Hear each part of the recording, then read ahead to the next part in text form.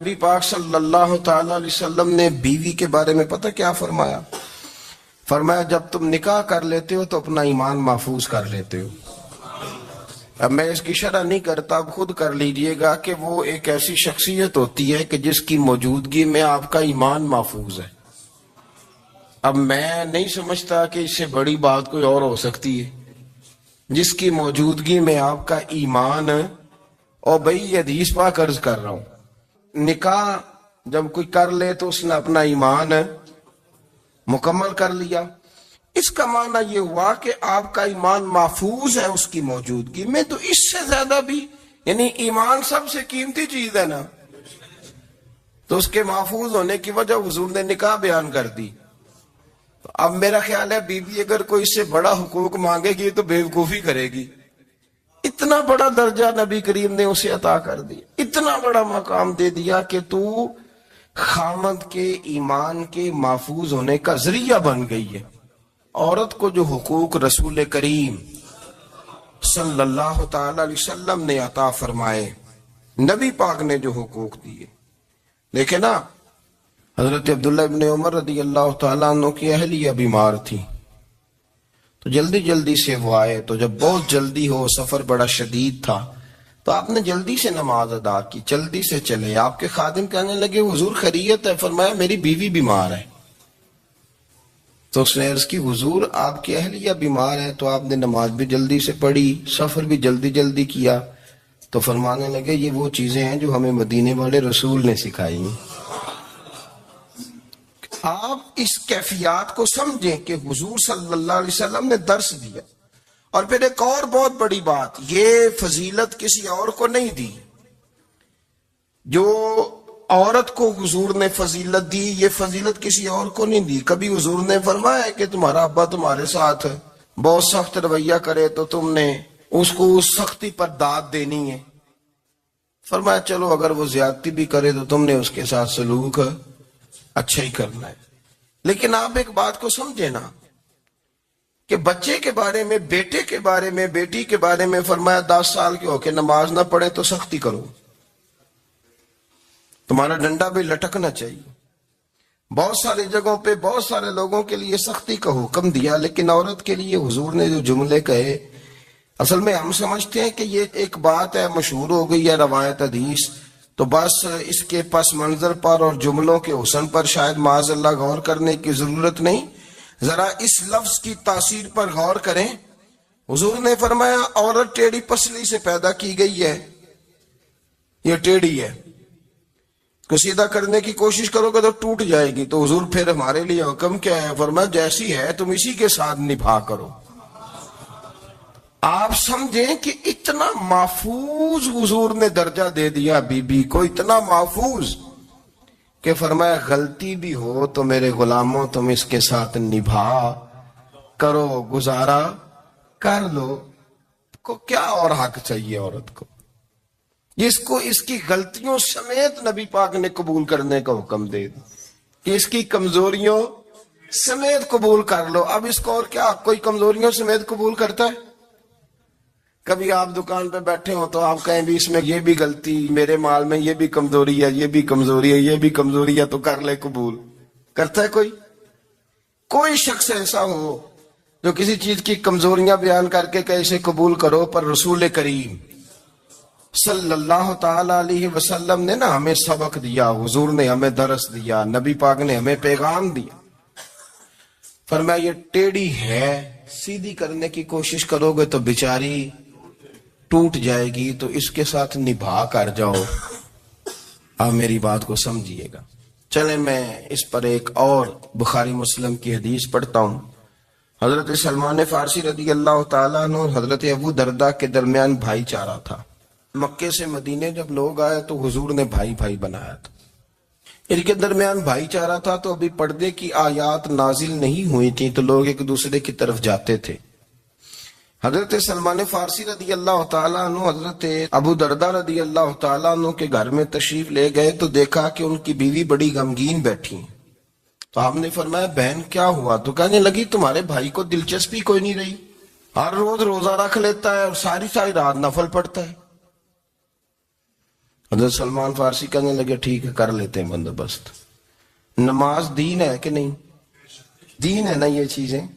لیکن حضرت سلمان فارسی جناب ابو دردہ سے کہنے لگے آج میں نے تیرے گھر میں رہنا رات کو، کیونکہ وہ تو ساری رات نماز پڑھتے تھے، نفل پڑھتے تھے. انہوں نے کہا ٹھیک ہے. ایک بستر لا کے بچھا دیا حضرت سلمان فارسی کے لیے. سلمان فارسی فرمانے لگے دوسرا بھی لا.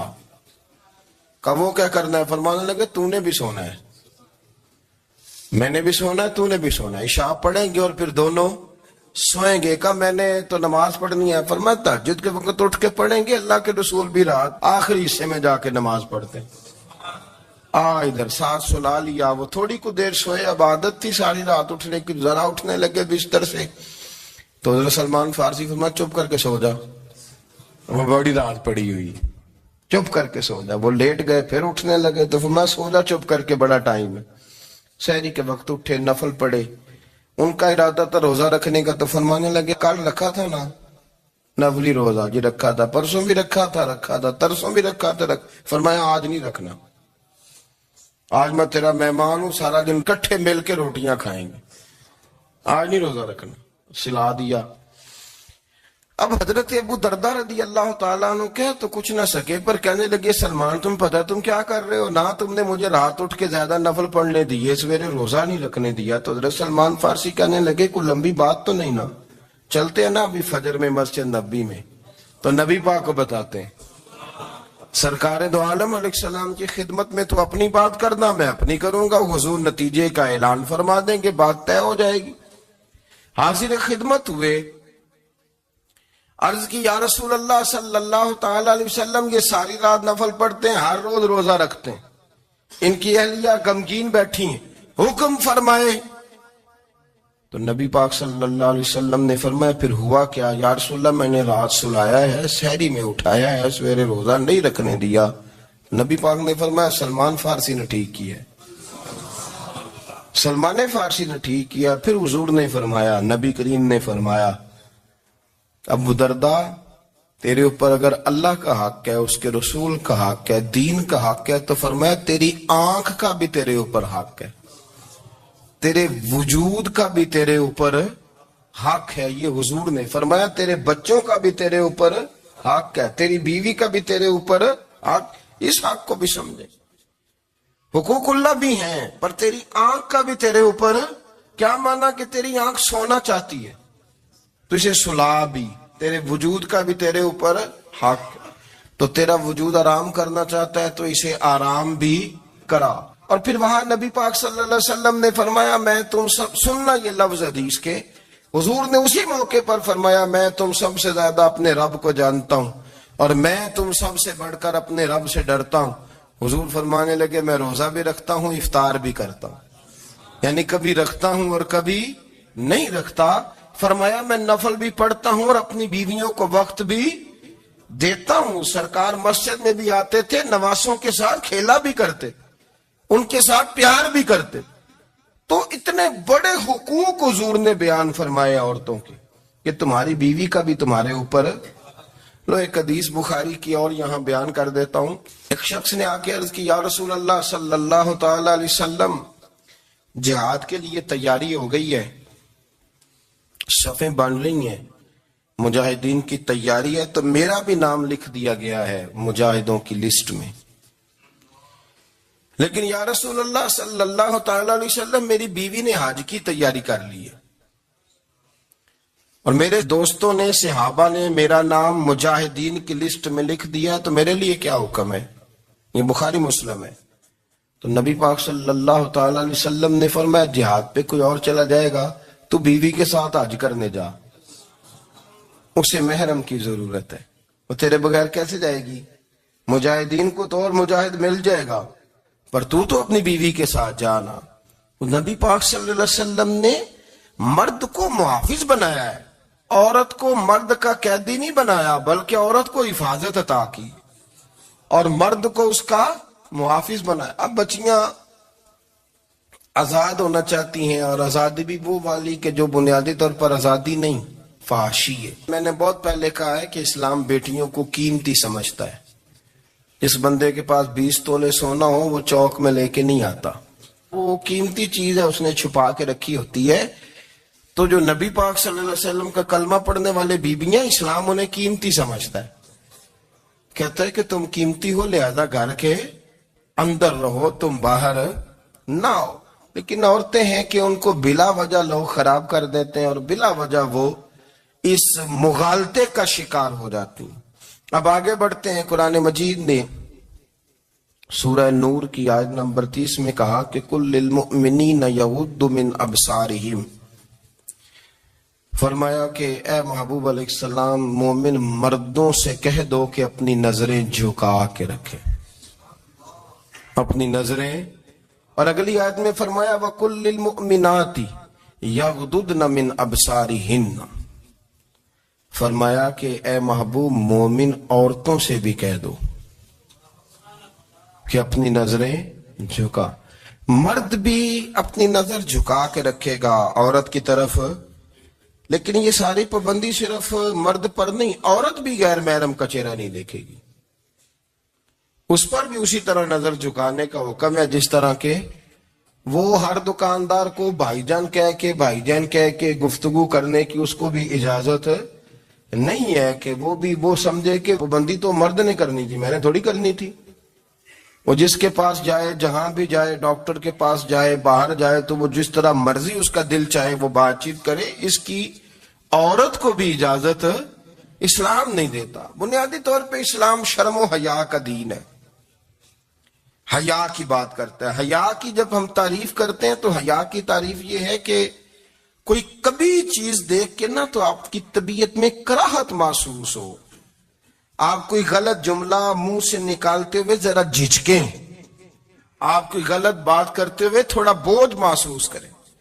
ہمارے ہاں تیزی سے فروغ پایا ہے بے حیائی میں. سنگیوں کی محفلیں، یاروں کی محفلیں، اس میں غلیظ گفتگو ہوتی ہے. الا ماشاء. ان دوستوں کو بڑی پاک صاف گفتگو کرنی چاہیے. دوستی کا رشتہ بڑا مقدس رشتہ ہے. جو یہاں ایک دوسرے سے پیار کریں گے جنت میں بھی اکٹھے داخل کیے جائیں گے. شرط یہ ہے کہ پیار اللہ رسول کی رضا کے لیے ہو، لیکن اس کے اندر اگر آپ کی گفتگو کچی ہو، کمزور ہو، فحاشی والی ہو، عریانی والی ہو. وہ ہمارے ہاں تو اب اس کو لوگ فیشن سمجھتے ہیں، اس کو مردانگی کی علامت سمجھتے ہیں کہ وہ جی ساری باتیں جی وہاں ہو گئیں، اور جس کا جو جی چاہا اس نے کہا. آپ جب حیا کے دائرے میں ہوتے ہیں تو آپ خود بھی سکون محسوس کرتے ہیں. دیکھیں نا، آپ کو نیند سکون سے کہاں آتی ہے؟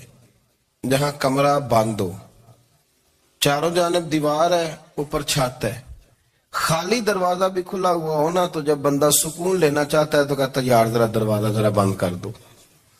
وہ اچھی طرح اپنے آپ کو چھپا لیتا ہے نا حیا کے پردے میں، تو اللہ اسے سکون عطا کرتا ہے. اور جو اس سے بھی زیادہ ٹھنڈی نیند میں جانا چاہتا ہے وہ کہتا ہے لائٹ بھی بند کر دو. اب وہ مکمل طور پہ سمجھتا ہے کہ میں چاروں جانب سے چھپ گیا ہوں، اگر میں کھل کے بھی سو جاؤں گا تو میرا چونکہ پردہ قائم ہے تو مجھے کوئی دشواری نہیں ہو. آپ جب چھپ جاتے ہیں، جب آپ حیا کے اندر سمٹ جاتے ہیں، جب آپ چادر کے اندر آ جاتے ہیں تو آپ بہت ساری جگہوں پہ آسانی محسوس کرتے ہیں. تو حیا تو آپ کو سکون دیتی ہے کہ طاقت 100 مرد سے زیادہ ہے، لیکن حیا کنواری لڑکی سے بھی زیادہ ہے.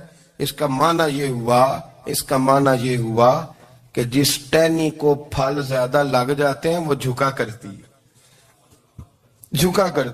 تو حیا تو حسن ہے، حیا تو آپ کو پاک صاف کرے گا، حیا تو آپ کو نرالا کرے گا، انوکھا کرے گا. وہ ہمارے ایک دانشور ہے، تو انہوں نے مضمون لکھا، کئی باتیں بڑی پسند آتی ہیں. وہ کہتے ہیں کہ میری اہلیہ ان کو بھی کسی نے نا مس گائیڈ کر دیا تھا، حالانکہ اچھی خاتون ہے، کسی نے مس گائیڈ کر دیا. تو وہ بھی سماجی اور ویلفیئر اور یہ خواتین کو شوق ہوتا نا بننے کا، تو وہ بھی سماج کے اندر اچھا مقام تلاش کرنے کے موڈ میں آ گئی.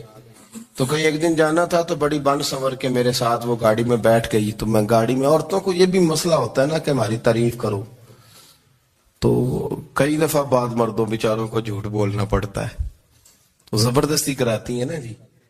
تو اس میں گنجائش بھی دی ہے شریعت نے، شریعت نے گنجائش دی ہے کہ کبھی بیوی کو راضی کرنے کے لیے خلاف واقعہ بات کرنی پڑے تو کر لینی چاہیے، تو وہ کراتی بھی ہیں۔ 3 موقع پر خلاف واقعہ بات کرنے کی اجازت ہے، واقعے کے خلاف بھی آپ بات کر سکتے ہیں۔ جنگ کے موقع پر 2 لوگوں کو صلح کرانے کے لیے اور بیوی کو راضی کرنے کے لیے کر لیں کوئی ایسی بات، بے شک اپنی طبیعت پہ جبر کر کے کر لیں، گنجائش ہے، اجازت ہے۔ تو وہ کہتے ہیں جب وہ گاڑی میں میرے ساتھ بیٹھی بن سور کے، تو وہ تقاضا کرنے لگی کہ میں نے بڑے اچھے کپڑے پہنے ہیں پر آپ نے توجہ نہیں کرائی۔ وہ سیانا بندہ تھا، وہ چاہ رہا تھا کہ میری خاتون سمجھ جائیں۔ وہ کہتے ہیں مجھے پتا تھا کہ بیچاری مس گائیڈ ہو گئی ہے، دل کی بڑی اچھی ہے، سیانی ہے، لیکن اس کو کچھ خواتین نے، کچھ لوگوں نے مل کے اس کو ذہن غلط کر دیا ہے کہ سماج میں نکلو، باہر جاؤ، کام کرو، فلاں کرو، اپنی مرضی سے جیو۔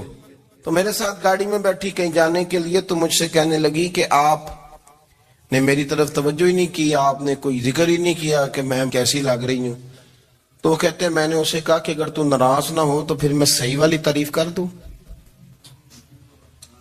تو اس نے کہا کہ آپ کر دیں۔ تو کہتے ہیں میں نے درد سے اور خلوص سے اپنی بیوی سے کہا، خلوص کے ساتھ میں نے کہا میں تو روز گھر ہوتا ہوں، روز شام کو گھر ہوتا ہوں، اگر تو میرے لیے تیار ہوتی تو میں تیری تعریف کرتا، لیکن آج تو باہر جانے کے لیے تیار ہوئی، تو پھر ان سے تعریف کی امید رکھ جن کے لیے تو نے تیاری کی ہے۔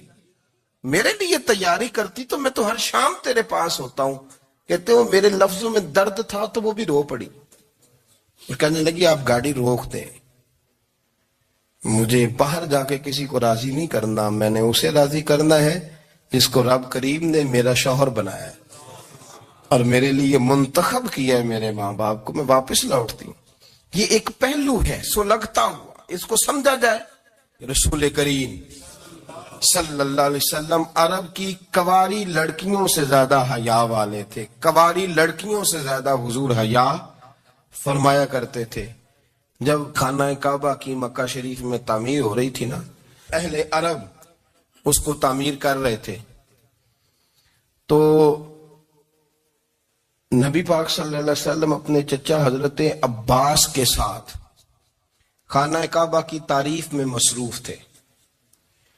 تو عرب کے لوگ چونکہ لمبا کرتا پہنتے تھے پیروں تک، تو نیچے اگر کسی وقت کوئی چیز نہیں بھی ہوتی تھی تو کسی کو وہ نظر نہیں آتی تھی، چونکہ پردہ رہتا تھا، لمبا کرتا پہنا ہوا ہوتا تھا۔